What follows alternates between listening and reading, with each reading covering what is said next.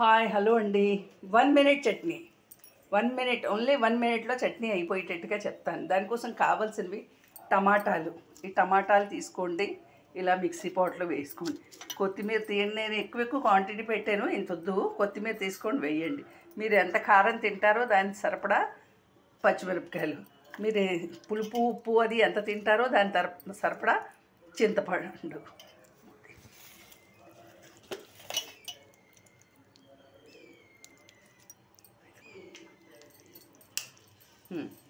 దీనికి సరిపడా సాల్ట్. అయిపోయింది, చూసారా? అయిపోయింది, అన్నీ వేసాను. 30 సెకండ్స్ చూసారు కదా, ఇలా చట్నీ రెడీ అయిపోయింది. దీంట్లోకి వేయించి పొడి చేసిన మెంతిగుండ కలిపేస్తాను. ఆవాలు, ఇంగువ, ఎండుమిర్చి పోపేసేస్తాను. జస్ట్ ఇది అన్నంలోకి, మీకు దోశల్లోకి, ఇడ్లీలోకి, దేంట్లో ఏ టిఫిన్లోకైనా రెడీ, బాగుంటుంది చట్నీ. 1 minute chutney ready.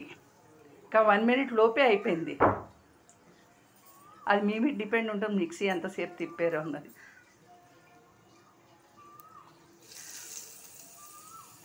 అయిపోయింది 1 మినిట్ చట్నీ. దీనికి ఆయిల్ అంతే, పోపుకి వేసిన ఆయిలే తప్ప ఇంకెక్కడ ఆయిల్ లేదు. అంచేత instant chutney, instant 1 minute chutney అనొచ్చు దీన్ని.